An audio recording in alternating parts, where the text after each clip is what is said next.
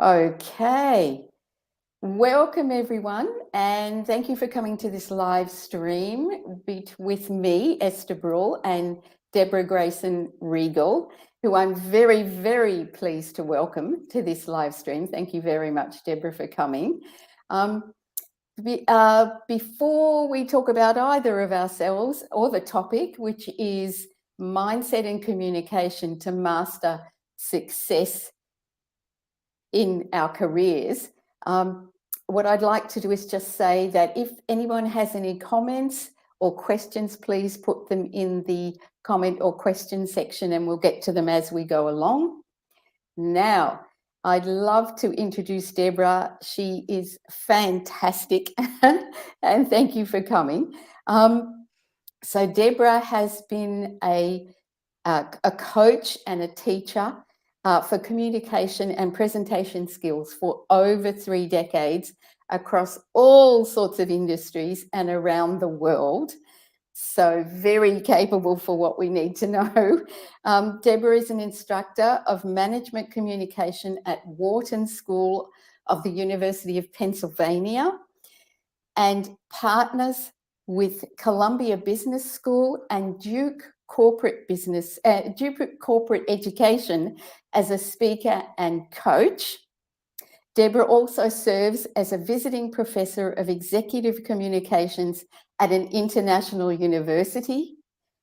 And Deborah is a regular columnist for Harvard Business Review and Psychology Today and has been featured and is a contributor to many well-known publications such as the New York Times and Oprah Magazine and Forbes and many more.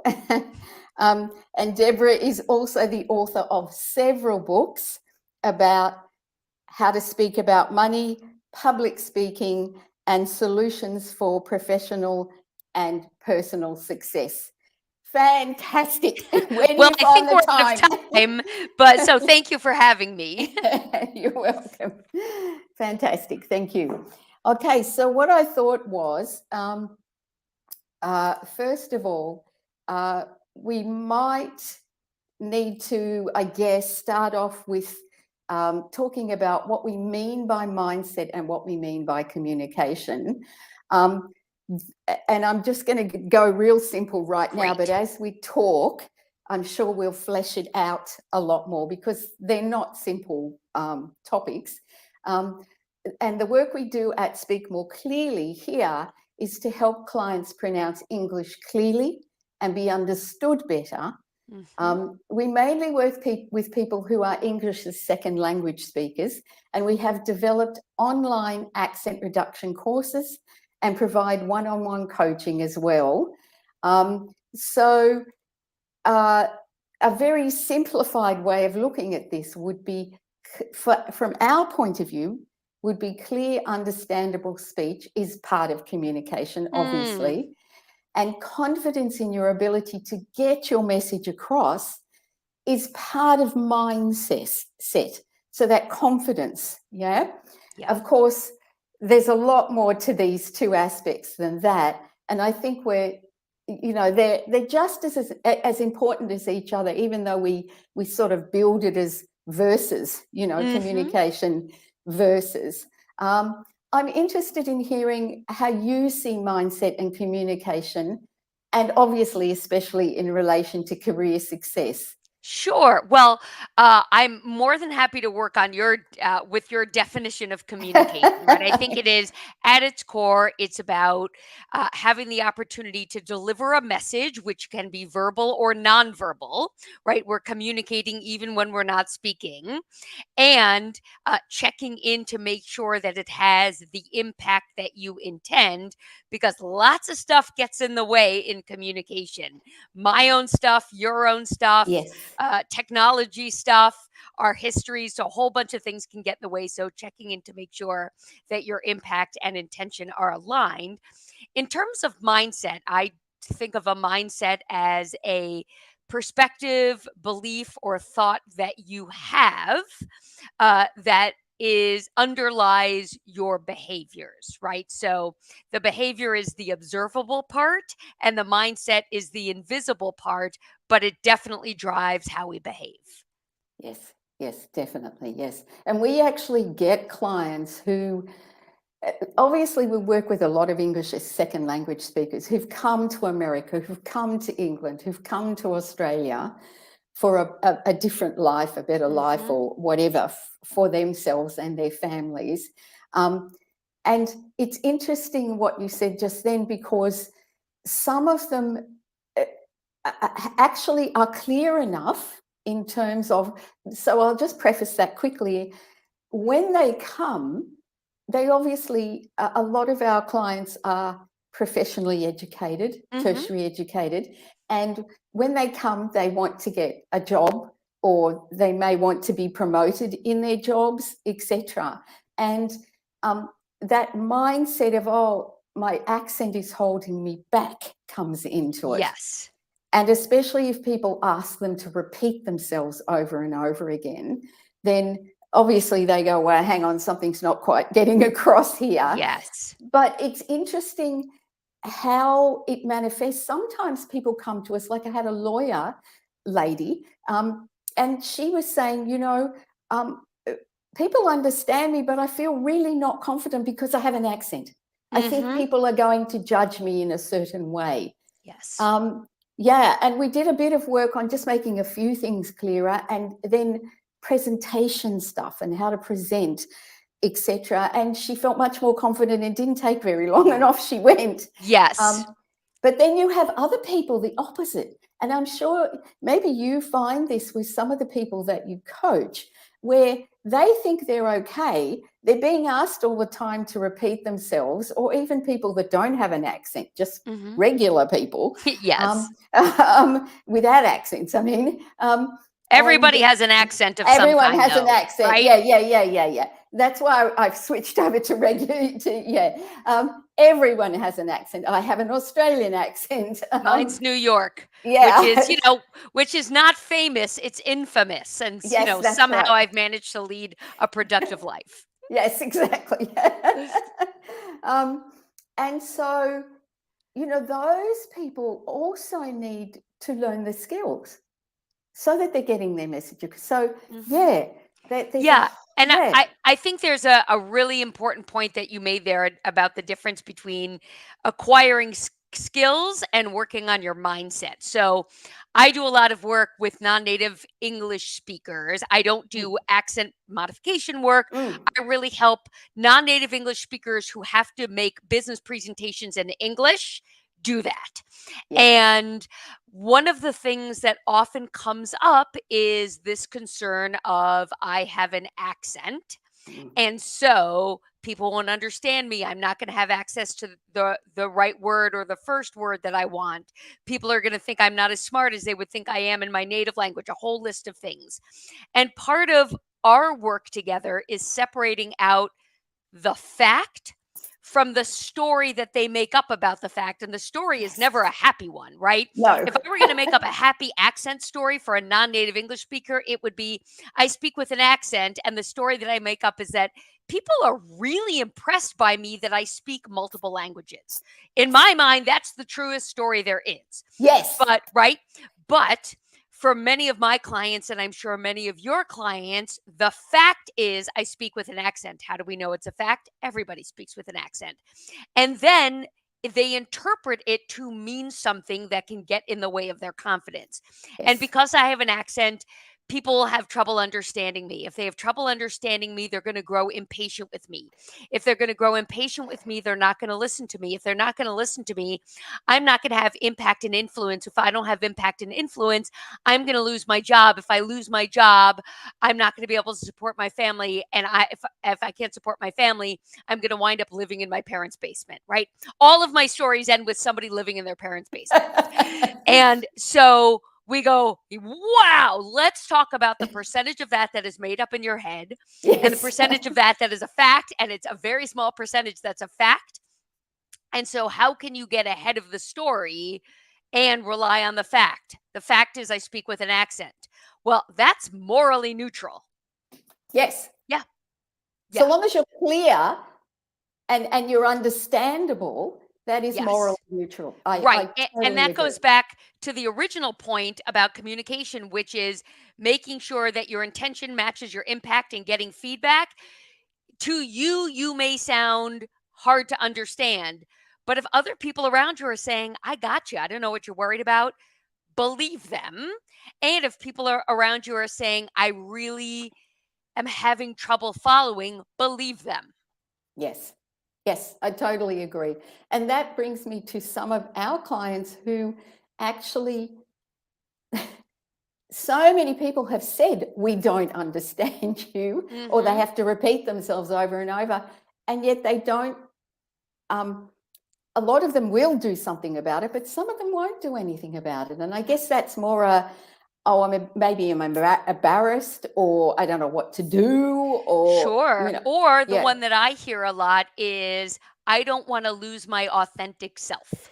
Right? yes, So this accent keeps me connected to my parents. It keeps me connected to yes, my family of origin, my country of origin, my yes, culture, my identity. yes, If I give that up, right, which is yes, already a story, you don't have to yes, give it up. But no, if that I give that up, I lose who I am.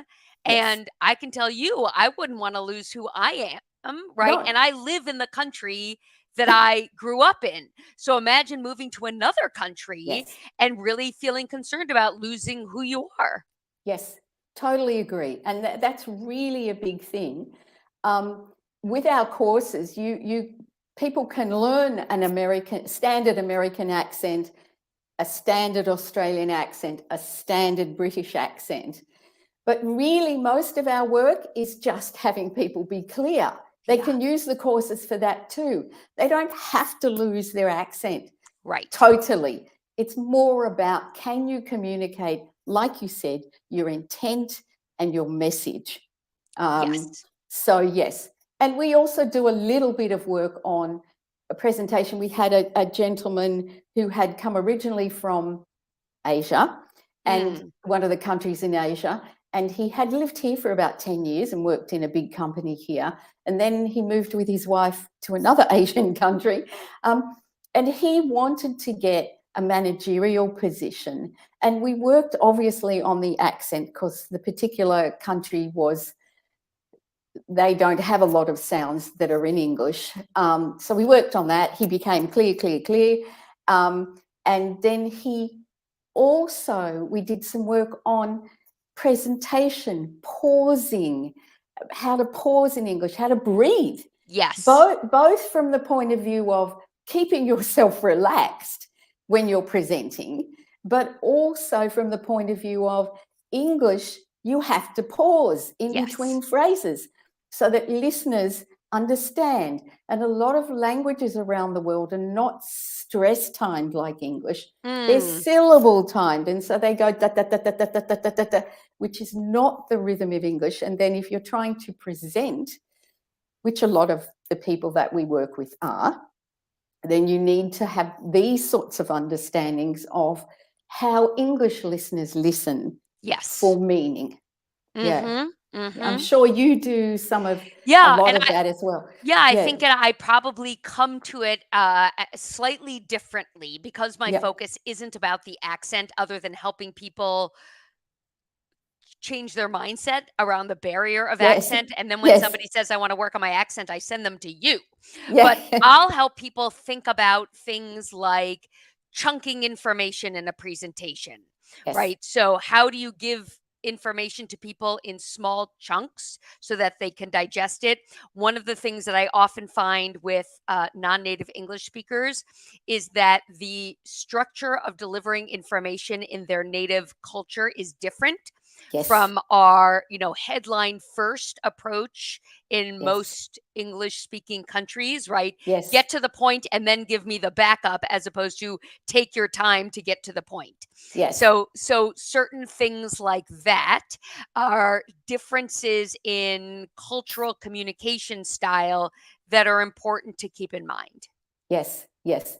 Definitely. And on that point, hang on, I have a question that I want to ask, but let me just quickly find it. Sure. Um, uh, duh, duh, duh, duh, duh. So let's go into that a little bit more about tips or tools, maybe 2 or 3 from your point of view, 2 or 3 from mine, where people, that's one of them, where they have to put the topic sentence first, as it were, say what the point is first, and then fill out the information. Yes. And if you wouldn't mind, just a few more where people can master their communication, and throw in some, excuse me, about mindset as well. Yeah.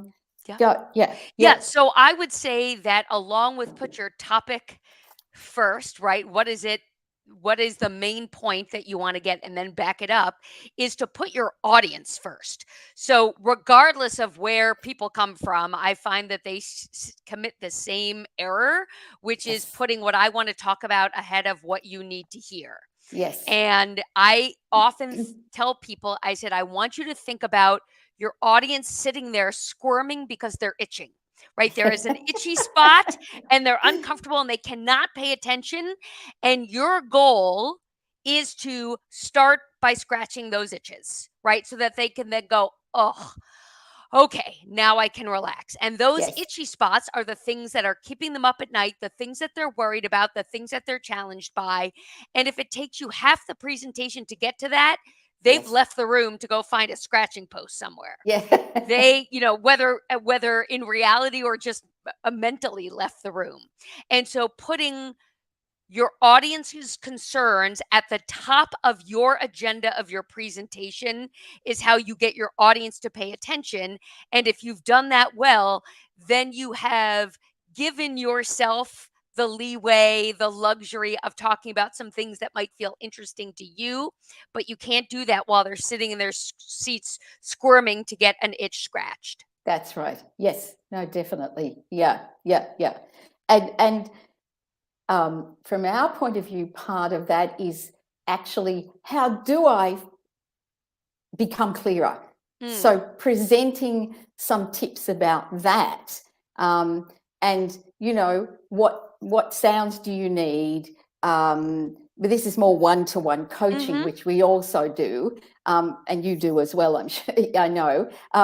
But okay, you feel that you can't say TH, or you feel that you mumble, or I don't know, whatever it happens to be, and working with that first. But also, if they've come to me and said, I need to present a lot in meetings, or I need to present a lot to colleagues, or I need to speak on the phone, and people don't understand me on the phone, which is a whole other ballgame. But yeah, scratching that itch first, and having people understand. I mean, I know this sounds really obvious, but having people understand that I am responsible for my communication to you, the listener. It's my responsibility to make sure that if I'm presenting, or even if I'm just talking to you in a bar, that I am being clear enough, I'm moving my mouth enough, which is another point for a tip for people to be clear. Because English, we do move our mouth a lot compared to a lot of other countries. Yes, okay? I hear I move my eyebrows a lot, but that's me. Which is great. You're very expressive, which is fantastic, And people say to me that oh, but you're asking me to be terribly dramatic. Like, I'm not used to being this dramatic. No, this is how you express yourself in English, because you stress and emphasize what you want your listener to pay attention to. So these particular tips of emphasizing words in sentences, moving the mouth more, because a lot of languages, like for instance Spanish, you can talk to in Spanish. You're right, scratching that itch, but also letting them know that it's beholden on me to communicate well so that you, the listener, don't have to work so hard. Yes. And so first of all, what I love about that example is when I was writing my book, Tips of the Tongue, the Non-Native English Speaker's Guide to Mastering Public Speaking, with my colleague, Dr. Ellen Dowling. The two of us taught it Peking University. We taught executive communications there.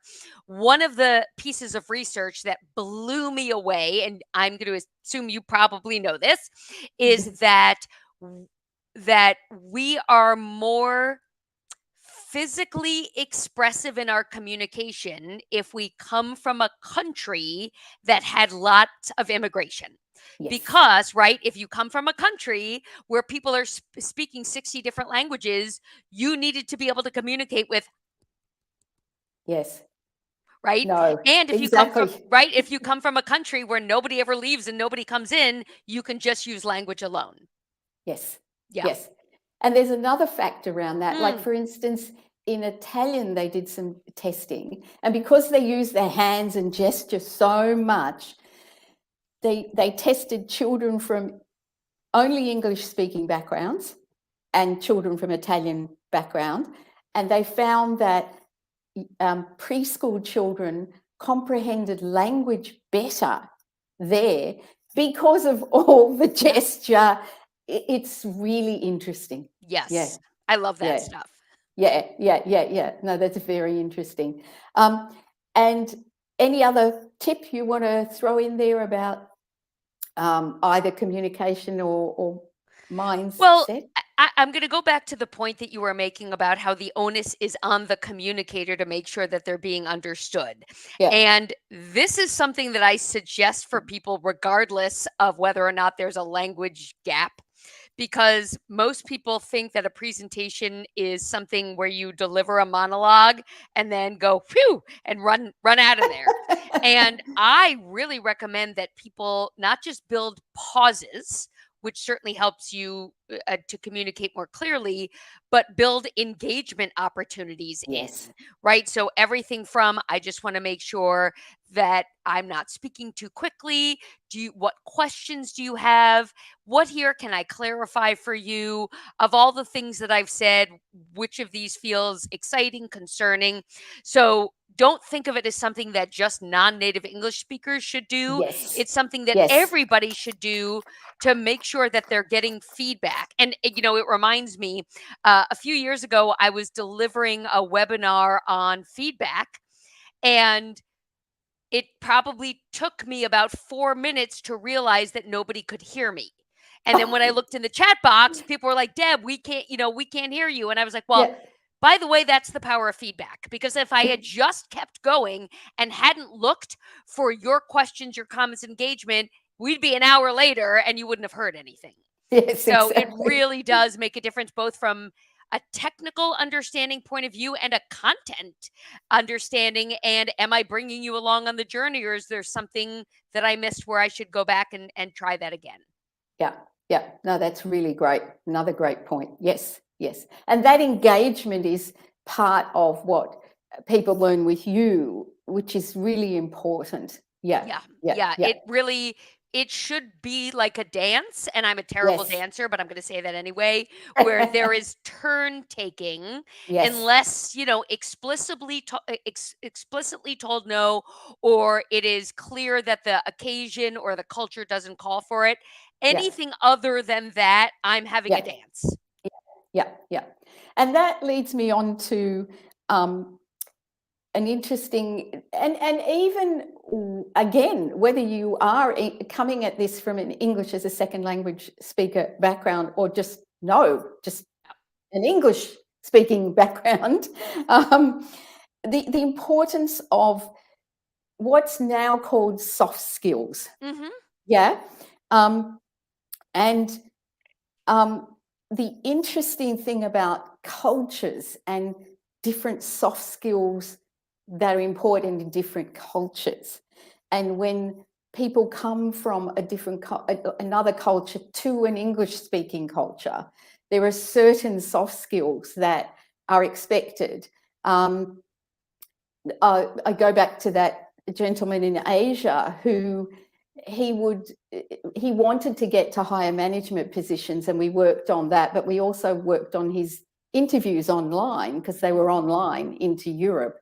And there was no smiling, because it was a serious situation. I understand why he did that. And that's the idea behind that, this is serious. I want to get this position.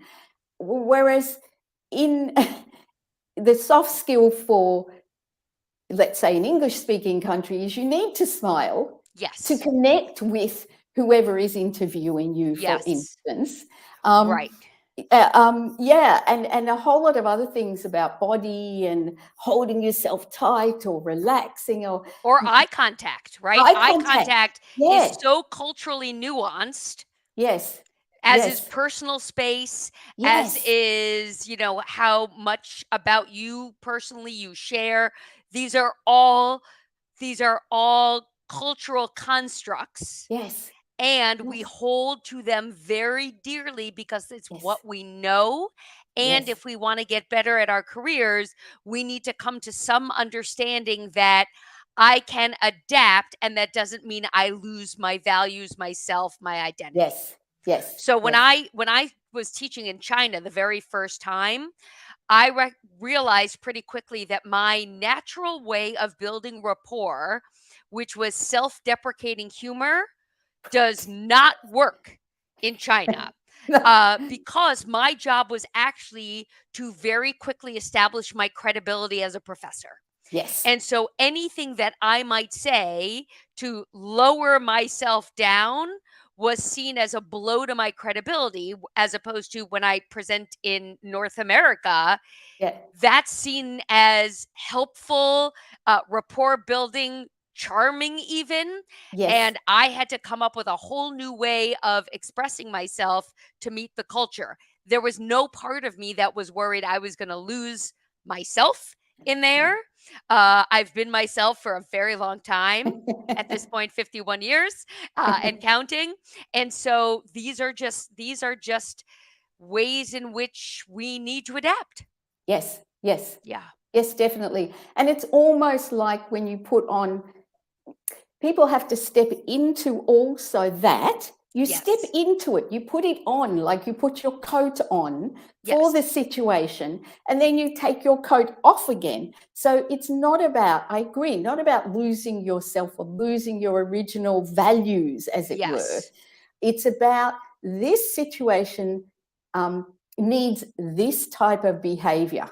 Yeah. And then I step out from that. Yeah, Yeah. I exactly. think Yeah, I like that idea of it's like putting on an article of clothing. And I yeah, think of that as opposed to getting a tattoo.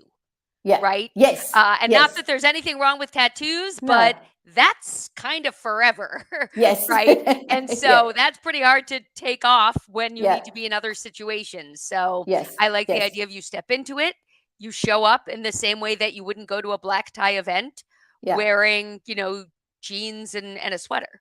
yeah, Yeah. yeah. There's even a cultural difference in that thing that you talked about, talking yourself up in China. It's Mhm. saying, showing that you have the credentials, which is important. Um, Yes. um, Between the Australian culture and the American culture. That's a It's not difference even there in, as well, yeah, right? Tall it's poppy not even, syndrome. yeah, yeah, yeah. It's not even in English as a second language Right. thing or a different cultural thing. It's like we tend to be very pull downish and Yes. self-deprecating, and because of that tall poppy thing, where that we like to cut tall, down. Whereas in America, if I'm trying to impress a boss, from what I understand, I need to say how great I am You need to be more nicely. self-promoting. Yeah, Yes. yeah, yeah, yeah. So even that is a difference. But there's another one that I found interesting, and I'd Mm. like to hear your comment on this, and that is a lot of the Asian cultures don't like what we call assertiveness or confrontation. Like Mhm. if somebody feels they've been hard done by in the West, often we tend to go, well, no, I need that I paid for that, I want that, Yes. or yeah. And that is, and we work with also, and this is for other people who work in businesses with this, with virtual assistants, mainly from the Philippines. Yeah. And they are very there are different ways of sort of getting your message Yeah. across if you need someone to change something or do something. Yes, I definitely found that to be true and came to learn only, after the fact that it's in a culture that is relationship first and save face first, Yes. right? Both those things are sort of can feel like they can conflict with being assertive, really doubling down on a request. And so I've a story to share about Yes. how I learned that. And of course, I wouldn't tell this because it's self-deprecating. I'd be careful where I tell this, but Yes. hopefully people can understand this. So I think this was the second year that I was teaching at Peking University. I was staying at a hotel, and I wanted more pillows. And I would call down to the desk and I would ask for more pillows, and they would say yes, as if they understood me, and then the pillows wouldn't come. So I'd call the next day, ask for pillows, and they'd say, okay, thank you. The pillows wouldn't come. So this went on for quite a few days. And eventually I reached out to the head of my program, who's a, Chinese national native English speaker, a native Chinese speaker. I said, could you please find out, am I saying the word for towels wrong, or pillows wrong? What's going on here? And she made a call, and then she called me. She said, they don't have extra pillows. I said, okay, then they could have just told me that. She goes, no, that would have embarrassed you. Yes. They didn't want to embarrass you for asking for something you could not have. And I was like, actually, and now I feel embarrassed that I kept asking for something I couldn't have, but they had no way of knowing that, right? Yes. And so that was such a mind-opening experience that, as I mentioned, I'm a New Yorker from New Yorkers. We get told no, right? We get told no 30 times a day. We'll tell you no 30 times a day. And Yes. and then we'll go like, hey, good game. Yeah. Right? Yeah. So to have somebody feel like they couldn't tell me no because it would embarrass me was something I had never considered. No. Yeah. And so I learned that when in Rome, although this was Beijing, that's what I need to do. Yeah. Yeah. I don't say, well, that's not how it works in America, so adapt around me. No, that's not how it works. Yeah. Yeah. And it's important. It's very important, including being polite. Like, this is the last thing I want to say about this topic, and maybe we'll move off it. But and if you have a last thing you want to say too, but given that we were the Britain, Australia, America, where a lot of people come to, in terms of coming to an English-speaking back, even Canada, New Zealand, wherever, South Africa, are based on the British politeness system, as it were. It's an important thing that we sometimes have to teach people, because they'll just go straight in and say, whatever, can you send me this? Yes. Or tell me this? Yes. Which doesn't go, so this is just a tip for people listening, that politeness thing is actually important. Yes. In English speaking culture. And it's also a big part of how you were raised, the speed at which you're communicating. So I'm somebody, I was raised in America. I think of myself as relatively polite. And yet, when I write an email, because I am very action oriented, I have to go back and add the politeness after. Right? It's not my first thought. My first thought is, what do I need and how do I get it? And then my second thought is what is called doing an emotional proofread. Right? So I'll be like, how will it feel for somebody to read this? And then I change the tone a little bit to be mindful of not just content, but tone. Yes. And that's a thing people, I think, is part of communication. It's part of mindset, which is what we're talking about. Yeah. And I do the same, but I think people don't realize sometimes that is needed as well. Yes. And not just English as second language speakers, whoever wants to communicate effectively in whatever situation it is. Correct. Yeah. Great. Okay. Let's see how much, we've got a bit of time left, which is great. We can keep helping people and talking about different things. I'm not actually sure. I thought I had switched on the comments, but it could be because of the time. Here it's like 7 in the morning Oh, got it. Okay. on a public holiday, which is fine. And there it's sort of later, so in the afternoon, so that's fine. People will see this and later they can sort of contact us if they need, and we'll talk later about how to contact us. Excuse me.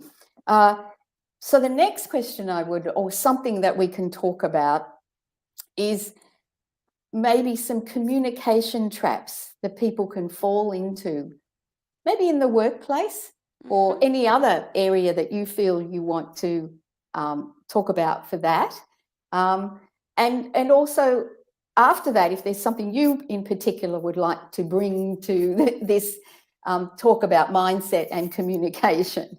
So some workplace traps is, to start off with, we found also working with our virtual assistants, and not just that, the other people on our teams even, and this is just for everybody, clashing communication styles is one thing. I have a few more, but we'll do them as we go.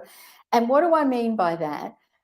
One of our people on the team really understands really quickly and well if everything is written in point form. Another one is fine if everything is written in paragraph form. Yep. The one that needs point form will actually, if we write in paragraph form, she will spend extra time putting it in point form for herself, which is fine. There's nothing wrong with that. Right. But it's really interesting, these sort of different, and then we have another lady or another person who is also is a very direct one, a different sort of communication style. What do you comments about? So that's a work. I find if people are not asking their people on the teams in terms of communication, what is the best way to communicate with you? How do you, I recommend the exact same thing. And the first part of that is self-awareness, right? Yes. Which requires me to get really clear about, how do I like to be communicated with? And probably, for people who feel maybe overwhelmed by that question, I like to say, like, well, what kind of communication drives you crazy, right? Yeah. Start there, right? Yes. So, oh my goodness, if somebody leaves me a long voicemail, I'm like, oh, I don't have time for this, even if I have plenty of time. So I can start with, here's what doesn't work well for me, and sort of back myself into, this is a really good way to get a response from me. And one of the things in the management and leadership training that I do, I have a whole list of questions for people who work together to ask each other to understand their best style and way of working. And I think my favorite question on that list is for somebody to ask somebody they're working with, how do I get your attention about something that feels important to me if other methods haven't worked? Oh, that's a And brilliant it's, question. well, I'm going to tell you why I love it, and then you could tell me why you love it. But one of the reasons that I love it is because, number one, it's about important to me. I don't have to make the case that it's important to you. I'm telling you it matters to me. And it's assuming I've tried something and that isn't working. I now need your instructions and or permission to try something a little more direct, a little more forceful, a little more roundabout, whatever it is. But I need to know. And then when I do it, I can remind you, you told me this is what to do. Yeah. Yeah. That's brilliant. Yeah. And to ask it that way. Yes. So if it's urgent, how can I get your attention? How does this work for me? Yes. And this is for me and for you. Yeah. Right. Yeah. And I would say that the important safety tip on that question is to ask that of somebody when you're not having a conflict. Oh, yes. Yes. When things are neutral or positive, that's when you ask it. Yes, definitely. As a matter of course. Yes, exactly. Yeah. Brilliant. I'd like to throw in one in terms of communication or mindset traps that we can fall into in the workplace. more towards the accent reduction or being clear in terms of communication. And that is that a lot of the people we work with feel that being fluent in English means speaking very quickly. That means I'm very fluent. That means I'm fluent. I can be really fluent. No, no. English is a language that is actually often slower than a lot of the other languages that people are coming from. Because of stress, you have to emphasize words, you have to emphasize vowels inside of words because you have to pause, all of that different stuff. And often it's really tricky for people, even if just a background English language speaker that sometimes we work with, that it's not the case that fluent means faster. Fluent means I'm clear enough, I have enough language, whichever language it is, and that I'm using a rate of speech that allows the listener to understand and take in the material that I want to get across, or that they need to hear, or they've asked me for, or whatever. And it's a really interesting dilemma for people. Yes. And especially on the phone. And I say to people, actually be slower on the phone than you normally would be. Because you're missing those visual cues. Visual cues. Yeah. And even you and I have heard it many times, just whoever you ring up at the local company that you need to talk to, hello, this is Speak More Clear. This is to Speak More Clear. Yeah. Because they've said it a million times. Right. And I would say, since we started with mindset, maybe we'll start to close on mindset. Yes. Is to bring the mindset into your conversation that you might be fluent, but other people are not. So if you're racing, what is the benefit of you demonstrating your fluency with speed if there are people who are not as fluent as you and they can't understand you? Yes, exactly. And again, back to that, this is about communication between two people. Yeah. Now, just to finish off, and thank you again, this has been a wonderful conversation. Thank you for having me. You're welcome, and I hope people have gotten some practical tips out of this as well. Where can people reach you? So here's where you can reach me. You can find me on my website at deborahgraysonriegel.com. You can see the spelling of my name, I'm sure, in the video. Yep. You can come find me on YouTube, Deborah Grayson Riegel as well. And of course, you are welcome to come visit me on LinkedIn. Great. And your website is? deborahgraysonriegel.com. Yes. Okay. And there's another thing that gets Get Talk support. Yep, either of them will get you to the website. Yeah, great. And there's so much material on the website, and thank you. Yeah, how to get coaching, etc. So that's really great. And for us, it's as you can see there, speakmoreclearly.com. And as I said, we have courses, we have one-on-one coaching, we have group coaching, we have all sorts of things on there. Okay. Excellent. Thank you again. It was a pleasure to speak to you. Okay. Take care. Bye-bye. Bye-bye.